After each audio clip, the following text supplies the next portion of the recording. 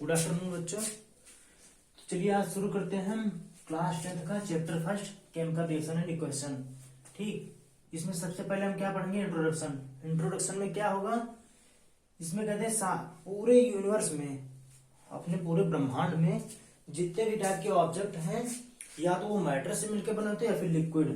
ठीक, ये कोई ऑब्जेक्ट हो गया, ये मिलकर किससे किससे बना होगा, या फिर मैटर, या फिर हो कोई पदार्थ। इसका मतलब हुआ, और इसका मतलब हुआ पदार्थ या फिर जल। ठीक, तो इस और उसके बाद में देखिएगा, और यही जो मैटर हमारा है, ये मैटर, इसमें हमेशा कुछ ना कुछ कॉन्टिन्यूअस चेंजेस होते रहते हैं। मतलब यही कॉन्टिन्यूअस चेंज, ये जो मैटर हमारा है वो कॉन्टिन्यूअस चेंज करता रहता है। और इसी चेंज को, ये मैटर के इसी चेंज को हम दो पार्ट में पढ़ेंगे। एक हमारा हो जाएगा फिजिकल चेंज, दूसरा हो जाएगा केमिकल चेंज। ठीक, तो एक एक करके पढ़ेंगे। कोई भी ऑब्जेक्ट हमारे, मतलब हिंदी में समझ लीजिएगा, कोई भी ब्रह्मांड में जितनी भी सारी वस्तुएं हैं, या तो वो पदार्थ से मिलकर बनी है या फिर जल से। ठीक, और फिर वही पदार्थ जो है, पदार्थ में होने वाले कॉन्टिन्यूअस चेंज को हम दो पार्ट में पढ़ेंगे। एक होगा फिजिकल चेंज, एक होगा chemical change. Okay,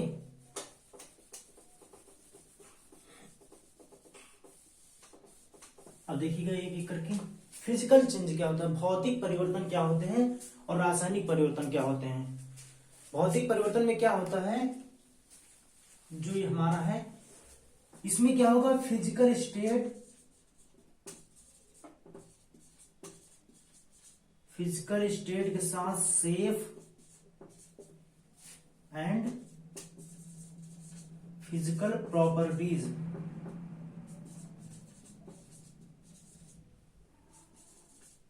can change, but chemical composition and mass never change. Okay, क्या है? फिजिकल स्टेट, भौतिक अवस्था, आकार और भौतिक गुण चेंज होंगे, लेकिन स्टार पॉइंट ऐसे करके लिखिएगा, केमिकल कंपोजिशन, रासायनिक संगठन और मास कभी चेंज नहीं होगा फिजिकल चेंज में। और इसमें क्या होगा? इसमें यही होगा कि ये जो है केमिकल कंपोजिशन, केमिकल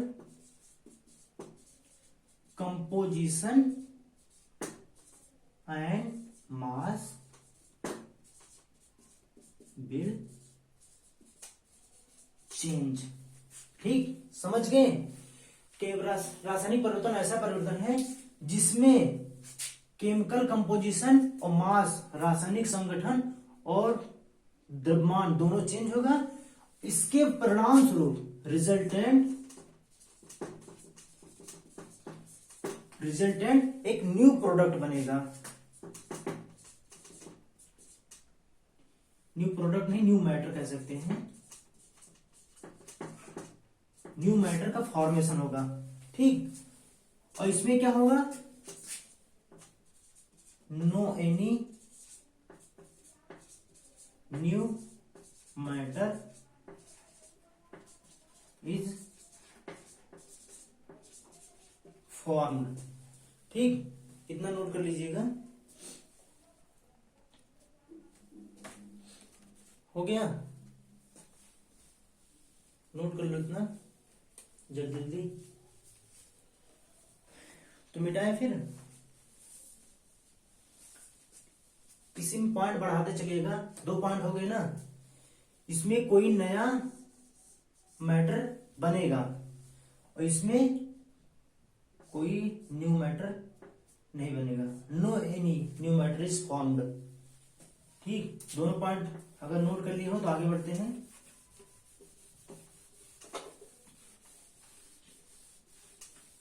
इसी में नीचे देखते चलिएगा, जो हमारा फिजिकल चेंज है वो टेम्पोररी होता है।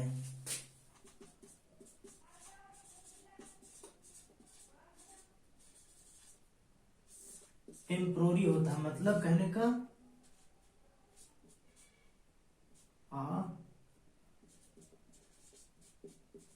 अस्थाई, यही होता ना हिंदी, हिंदी थोड़ा वीक है तो अस्थाई होता है, टेम्पोररी होता है। ये जो होता है हमारा परमानेंट, ये परमानेंट हो गया, ये टेम्पोररी हो गया। अब टेम्पोररी कहने का मतलब अगर कोई मैटर, एक मैटर दूसरे मैटर से बन रहा है, वैसे नया मैटर तो बनता नहीं, लेकिन इसको हम रिवर्स कर सकते हैं, रिवर्स प्रोसेस कह दो। ये परमानेंट, एक बार जो हो गया सो हो गया, उसमें कोई बदलाव नहीं किया जा सकता। नॉन रिवर्स प्रोसेस, ठीक। ये पॉइंट नोट करते चलिएगा, 4 पॉइंट हो गए। जल्दी जल्दी करिए, फिर एग्जाम्पल बताते हैं।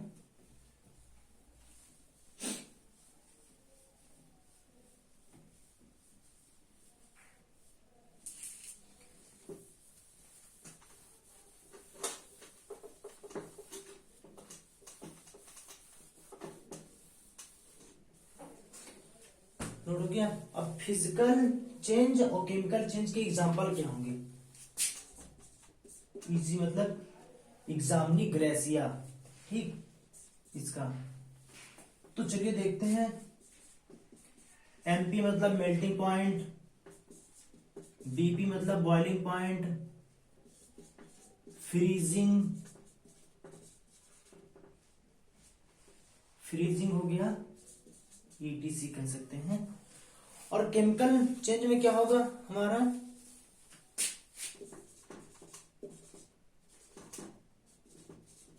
कंबसन, जिससे हम कहते हैं दहन, रस्टिंग, ये सब। और उसके बाद में हो जाए सब्स्टिट्यूशन रिएक्शन और डीकम्पोजिशन रिएक्शन, ये भी केमिकल चेंज है। एक हो गया सब्स्टिट्यूशन रिएक्शन एंड डीकम्पोजिशन।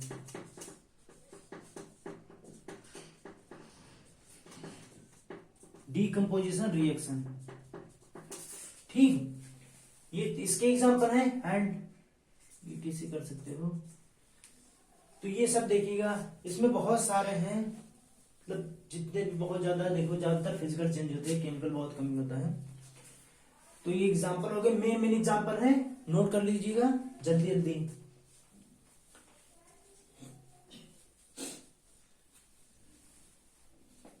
ठीक, मिटाएं, चलिए मिटाते हैं।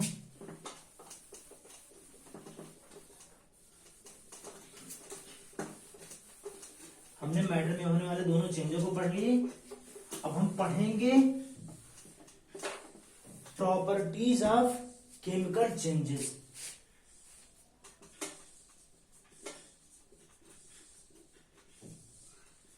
प्रॉपर्टीज ऑफ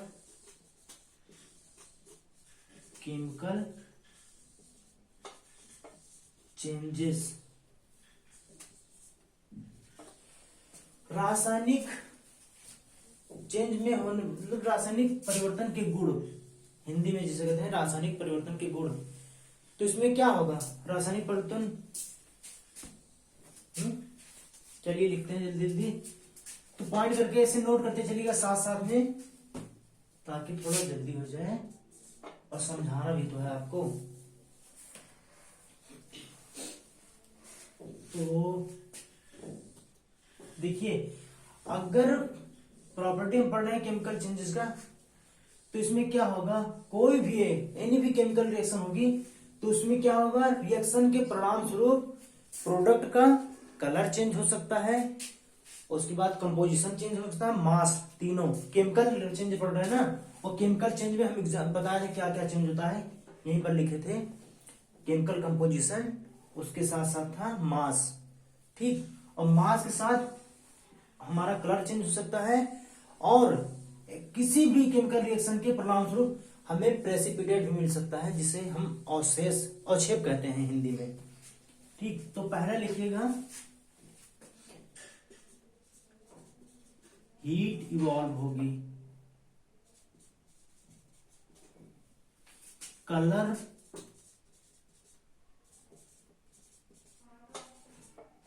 चेंज होगा, उसके बाद में केमिकल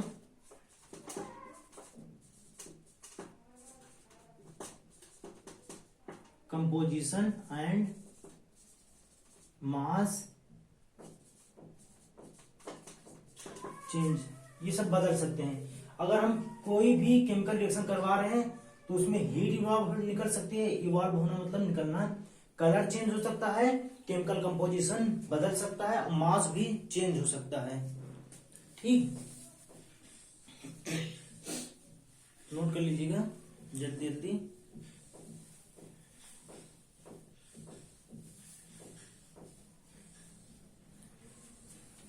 चलो दूसरा पॉइंट हम कह सकते हैं, केमिकल रिएक्शन में, किसी भी केमिकल रिएक्शन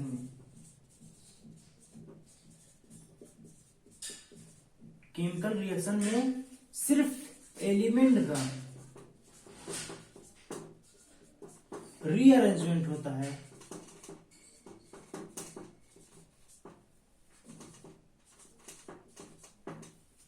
ये गुड में पढ़ रहे हैं, केमिकल रिएक्शन में और एलिमेंट का रीअरेंजमेंट होता है। ठीक, मतलब जैसे सिर्फ इधर कुछ भी जगह है C+O2 मान के चलो, ये बनेगा CO2, तब हमारे एलिमेंट्स वही हैं। देखिए कार्बन है, ऑक्सीजन, 2 ऑक्सीजन, यहाँ कार्बन 2 ऑक्सीजन, सिर्फ इसका रीअरेंजमेंट हो गया है बस। लिखिए जल्दी लिखो।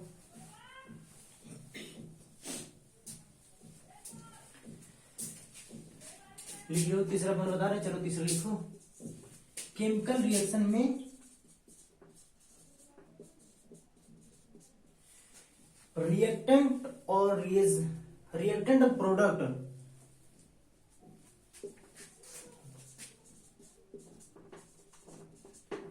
इसका मतलब होता है अभिकारक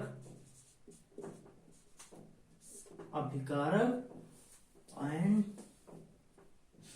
मतलब अब ऐसे देख लीजिएगा, यहीं पर अभिकारक का क्या होगा, केमिकल बॉन्ड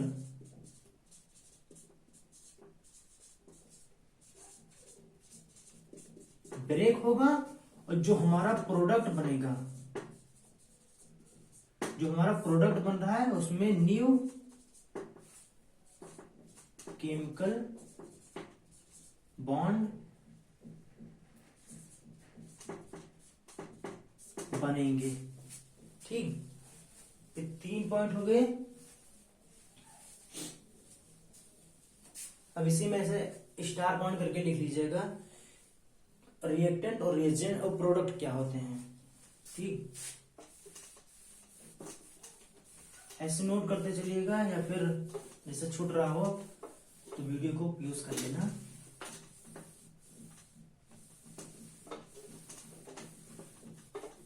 एक ऐसे पॉइंट डालिएगा नोट में हमें क्या लिख रहा है, रिएक्टेंट और प्रोडक्ट। तो रिएक्टेंट क्या होगा, जो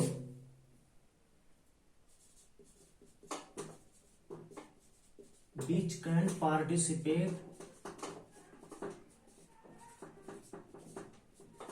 in chemical reaction। ऐसे अभिकारक जो मतलब रिएक्टेंट मतलब अभिकारक जो हमारे केमिकल रिएक्शन में पार्टिसिपेट करेंगे वो हमारे होंगे रिएक्टेंट, और केमिकल रिएक्शन के परिणाम स्वरूप जो रिजल्टेंट होता है वो प्रोडक्ट।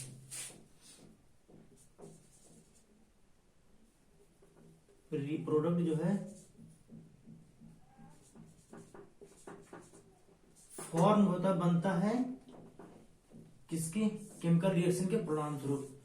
जो बनता है वो हमारा प्रोडक्ट है, और जो जिसके थ्रू बन रहा है रिएक्टेंट, जैसे कि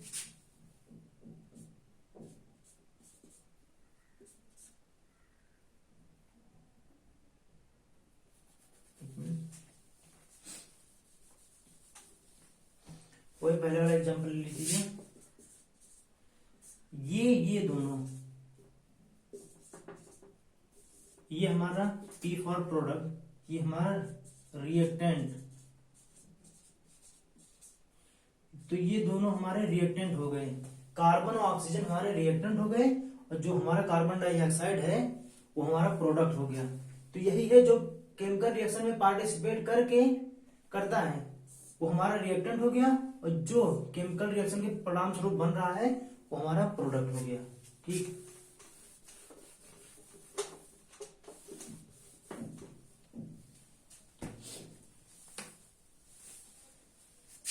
इतना लिखिए। और एक और पॉइंट नोट पॉइंट करके बता रहे हैं,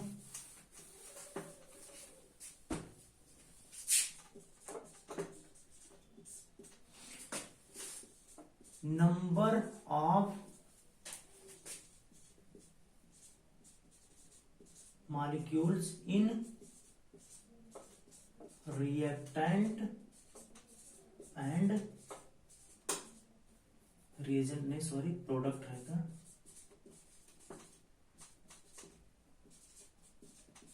will सेम। ये नोट पॉइंट में ऐसे करके स्टार पॉइंट बना लीजिएगा। Number of molecule in reactant and product will same. इसमें कहने का मतलब जितने मॉलिक्यूल हमारे रिएक्टेंट में होंगे उतने ही हमारा प्रोडक्ट में होंगे, बस सिर्फ मॉलिक्यूल का रीअरेंजमेंट हो जाएगा, लेकिन उसका मतलब फार्मूला चेंज हो सकता है। लेकिन वो अगर सेम देखा जाए कि हमारे इतने कार्बन मिलके, जितना कार्बन इधर रहेगा उतना इधर कार्बन रहेगा, जितना हाइड्रोजन इधर उतना इधर रहेगा, तो ये हुआ। लिख लीजिए ना जल्दी से।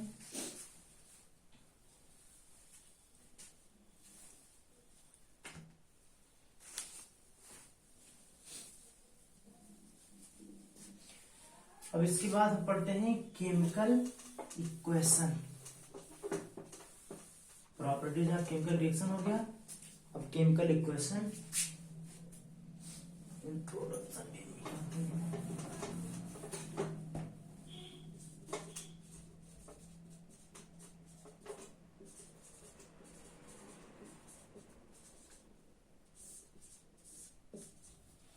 केमिकल इक्वेशन, ठीक। केमिकल इक्वेशन में क्या होगा, जितने भी एलिमेंट या तत्व जो भी मिलके केमिकल रिएक्शन में पार्टिसिपेट करेंगे उनको जो है सिंबल या फिर फॉर्मूला के फॉर्म में लिखना ही हमारा केमिकल इक्वेशन कहलाता है, ठीक।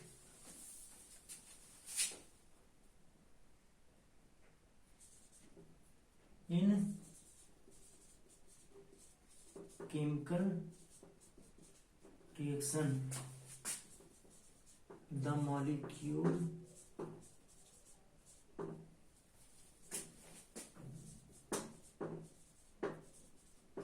element can be written as symbol or formulae is known as chemical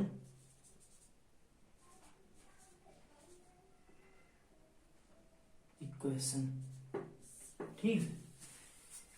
chemical reaction में पार्टिसिपेट करने वाले मॉलिक्यूल एलिमेंट को हम सिंबल और फार्मूला के रूप में लिखना ही हमारा केमिकल इक्वेशन कहलाता है। जैसे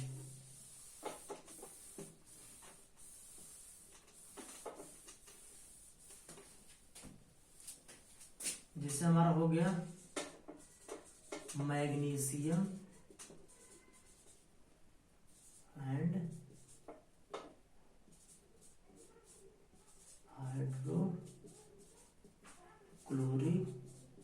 एसिड।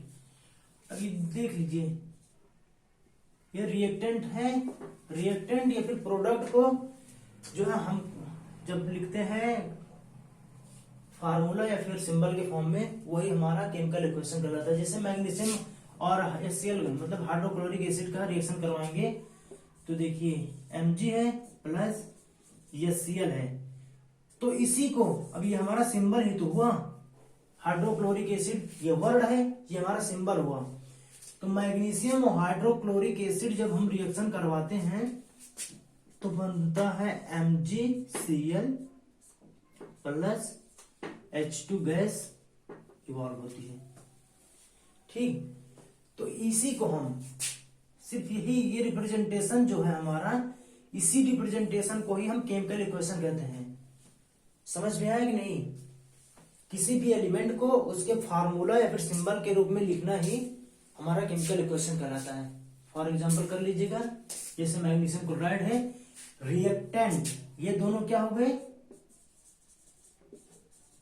रिएक्टेंट, और ये हमारा ये मैग्नीशियम क्लोराइड प्रोडक्ट। देखिए ये इम्बैलेंस रिएक्शन है, बैलेंस नहीं है, इम्बैलेंस है। देखो इम्बैलेंस कहने का मतलब यहाँ हाइड्रोजन 2 है, यहाँ हाइड्रोजन 1 है, तो हम क्या करें, अभी रहने दीजिए, जब हम बैलेंस इक्वेशन पढ़ाएंगे तब हम करवाएंगे इक्वेशन को कैसे बैलेंस करते हैं। ठीक, तो इतना नोट कर लीजिए।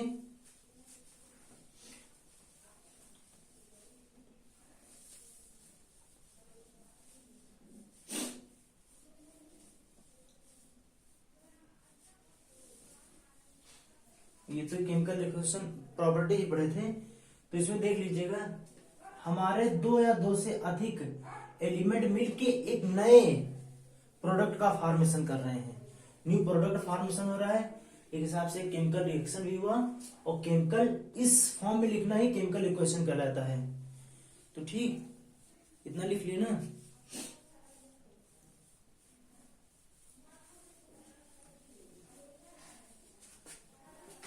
चलो बताते हैं।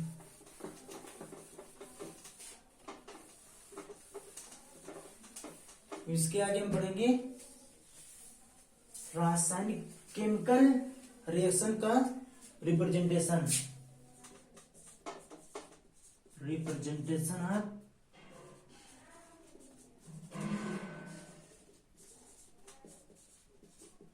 केमिकल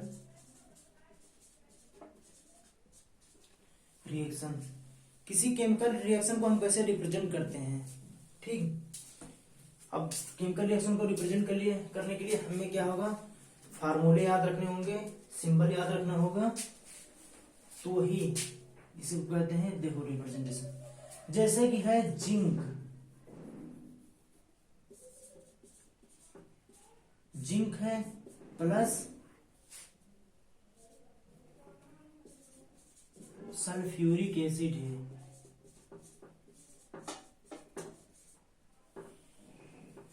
तो ये मान लो रिएक्टेंट है।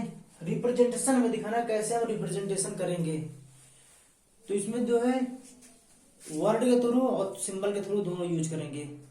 ठीक, ये तो हमारा वर्ड है जिंक सल्फ्यूरिक एसिड। अब देखो रिप्रेजेंटेशन कैसे करेंगे इसका, तो रिप्रेजेंटेशन करने के लिए जिंक को हमें सिंबल के फॉर्म में लिखना होगा, जिंक, जेडियन जो है जिंक, और सल्फ्यूरिक एसिड का फॉर्मूला क्या होता है H2SO4। चलिए, तो और बनेगा क्या, देखिए zinc sulphate JDnSO4 plus H2 gas evolve हो रही है, हीट निकल रही है। तो इस हिसाब से वैसे भी पता चल गया केमिकल रिएक्शन है। तो इसी को, ये हमारा हो गया सिंबल,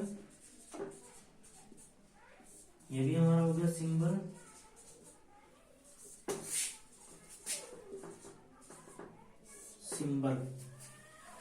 इसी को ऐसे ही रिप्रेजेंट करेंगे केमिकल रिएक्शन को।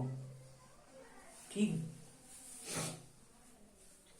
और बैलेंस अभी तो रिएक्शन नहीं है, ये तो बहरहाल बैलेंस ही है, क्योंकि 2 हाइड्रोजन इधर है, 2 हाइड्रोजन इधर है, 4 ऑक्सीजन यहाँ, 1 सल्फर, 1 जिंक, 1 जिंक, तो ये हुआ जिंक। अब इसको क्या है, ये तो सिंबल है, लेकिन ये क्या हो गया, जिंक सल्फेट। अब ऐसे भी कर सकते हैं हम, जब हम जिंक को सल्फ्यूरिक एसिड के साथ रिएक्शन करवाते हैं हमारा जिंक सल्फेट बनता है, एक टाइप का केमिकल रिएक्शन है। ठीक, तो मिटा रहे हैं।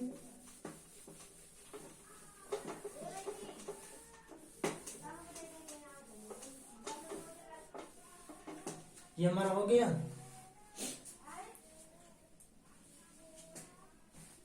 हाँ, इसके एक नोट पॉइंट में करके लिख लीजिएगा।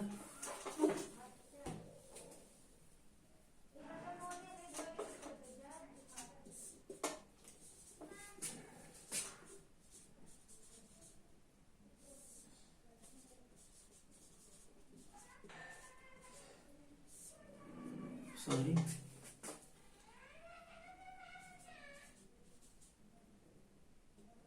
स्ट्रक्चर, कंकाली संरचना किसे कहते हैं?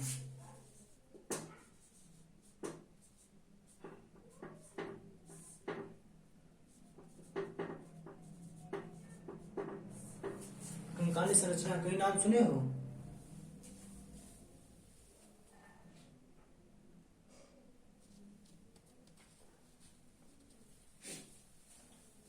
बताओ।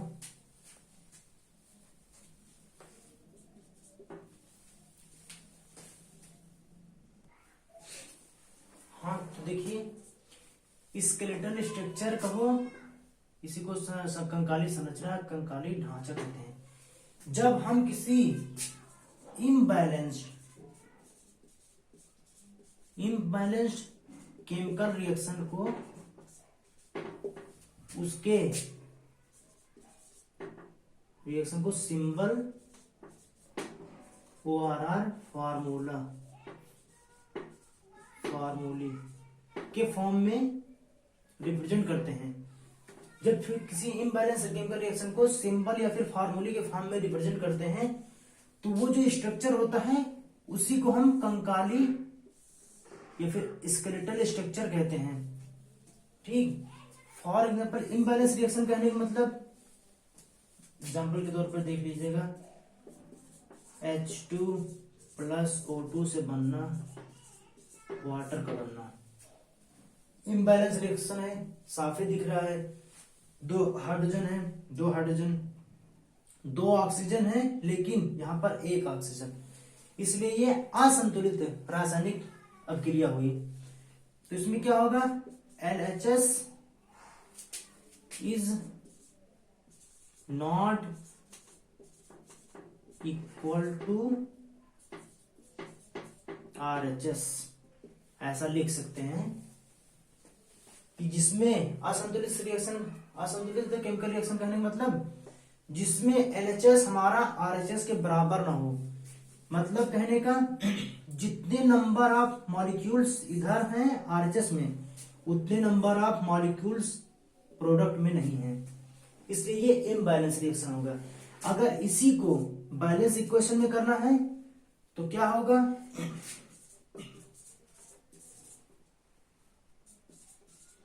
ये H2O बन रहा है ना, तो यहां 2 कर दो, यहां 2।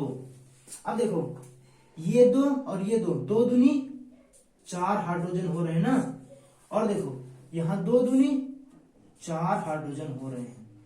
ठीक, अब ये वाला तो कंफर्म है, बराबर है। अब ऑक्सीजन का देखिएगा, यहां पर ऑक्सीजन अभी तक जब तक 2 नहीं लिखे थे हम, तभी तक यहाँ एक ही ऑक्सीजन था। अब यहाँ 2 लिखे हैं, ये 2 लिखने का मतलब हमारा जो है इसको रिप्रेजेंट करता है, इसका अमाउंट जो है 2 है, ये 2 नंबर में है। अगर इसका देखा जाए तो इसके वाले से इसको मल्टीप्लाई कर देंगे, इसलिए 4 हाइड्रोजन हो गया, और इसका अगर देखा जाए ये साधा वाला, तो सीधे तो ऑक्सीजन, 2 ऑक्सीजन यानी कि 2 ऑक्सीजन, और यहाँ भी O2 है ना, 2 ऑक्सीजन। तो ये देखो बैलेंस इक्वेशन हो गया, नहीं बैलेंस इक्वेशन नोट कर लीजिएगा। तो स्केलेटल स्ट्रक्चर क्या होता है कि किसी भी असंतुलित रासायनिक इक्वेशन या फिर रिएक्शन को हम उसके फार्मूले और सिंबल के फॉर्म में लिखना ही, जो लिखते हैं उसी को हम कहते हैं स्केलेटल स्ट्रक्चर।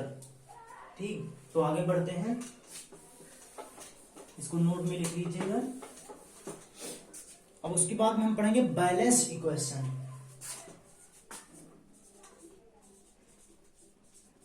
बैलेंस केमिकल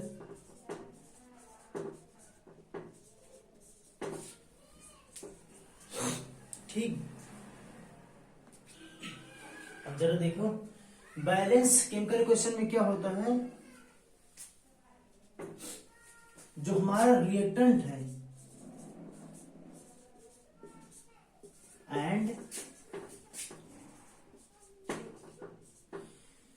हमारे रिएक्टेंट, अभिकारक और उत्पाद में पार्टिसिपेट होने वाले जितने भी मॉलिक्यूल रिएक्टेंट में है उतने भी प्रोडक्ट में रहेंगे। तो ऐसे ही तो इसको कहेंगे balance chemical equation.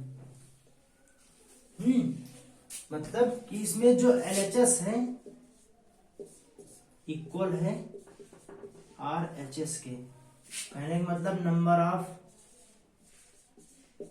Molecule in reactant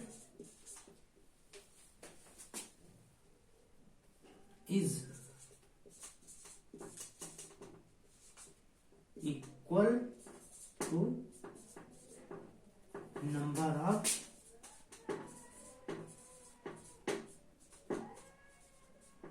molecule in product। Note कर लीजिएगा ऐसे स्टार पॉइंट करके, number of molecule in reactant is equal to the number of molecule in product. Same होंगे, जितने मॉलिक्यूल अभिकारक में होंगे उतने ही हमारे प्रोडक्ट में होंगे। जैसे कि रिएक्टेंट में हमारे 4 मॉलिक्यूल हैं, किसी के 4 हाइड्रोजन है या फिर 4 क्लोराइड है, तो उतने ही इधर भी होंगे 4 हाइड्रोजन एंड 4 Cl। तो ये हमारा बैलेंस इक्वेशन लिख लीजिए। उसके बाद एग्जांपल बता दें इसका।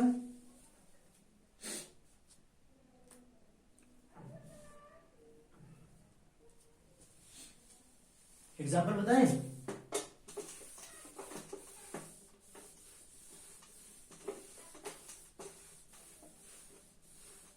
बैलेंस केमिकल इक्वेशन का। देखिए मैग्नीशियम प्लस सल्फ्यूरिक एसिड का जब हम रिएक्शन करवाएंगे तो बनेगा हमारा क्या, MgSO4 प्लस H2। बताइए बैलेंस है कि इम्बैलेंस, जल्दी बोलो भैया। तो ये साफ ही दिख रहा है हमारा बैलेंस इक्वेशन है। कैसे, हमारे जितने नंबर ऑफ, देखो ये तो यहां तक रिएक्टेंट ये LHS इसे मान लीजिए, और ये हमारा प्रोडक्ट है, इसको RHS मान लीजिए। ठीक, तो देखिए बैलेंस इक्वेशन में क्या हम बताए थे कि जितने number of molecules in reactant होंगे उतने number of molecule in product में भी होंगे। ओके, तो देख लो जरा भैया, मैग्नीशियम 1 है, यहां पर मैग्नीशियम 1 है, हाइड्रोजन, अब इसको ब्रेक कर लो, तो ये हाइड्रोजन 2 है हमारे, इसमें हाइड्रोजन 2 है भैया।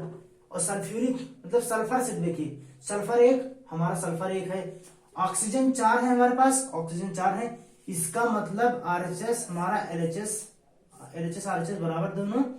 उसके बाद में जितने नंबर ऑफ मॉलिक्यूल इसमें उतने नंबर इसमें है। ठीक, तो ये हो गया बैलेंस केमिकल इक्वेशन। और भी ले लीजिए, जैसे यहाँ जडियां रख दीजिए या Cl, तो यहाँ बन जाएगा ZnCl प्लस H2। लेकिन देखिए भैया, ये जो हमारा है इम्बैलेंस रिएक्शन है, क्योंकि यहाँ पर 2 हाइड्रोजन है और यहाँ पर हमारे पास 1 हाइड्रोजन है। तो इसको बैलेंस करने के लिए हमारा, इसी को बैलेंस इक्वेशन बनाने के लिए तो यहाँ Zn तो उतना ही है, प्लस 2HCl कर देंगे भैया, तो यहाँ बन जाएगा हमारा 2ZnCl प्लस H2। देखिए भैया, हमारा यहाँ जिंक 1 है, तो यहाँ अगर हम ZnCl2 तो ऐसा कोई फार्मूला आज तक है ही नहीं। तो हमें इस क्लोरीन को 2 करने के लिए हमें 2 यहां लिखना पड़ेगा। अब जो हमारा 2 क्लोरीन हो गया, लेकिन 2 जिंक भी हो रहा है, और यहाँ 2 हाइड्रोजन है, यहाँ पर 2 हाइड्रोजन तो ठीक है, 2 Cl भी है, तो ये हाइड्रोजन तो ठीक हो गया। इससे इस हिसाब से ये Cl भी हमारा बैलेंस हो गया। लेकिन भैया देखिए हमारा 2 जिंक भी हो गया, तो इसको बैलेंस करने के लिए भैया यहाँ 2 लिख देंगे। अब ये हमारा बैलेंस इक्वेशन हो गया। ठीक, नोट कर लीजिए।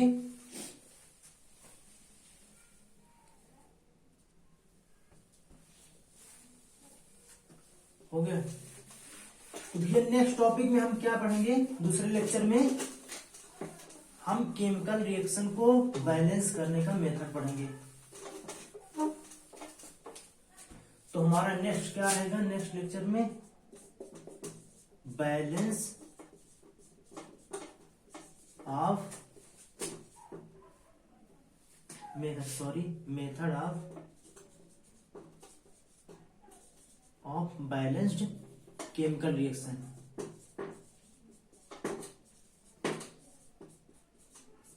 थोड़ा पढ़ के आइएगा इसे, ताकि और समझने में आसानी हो जाए।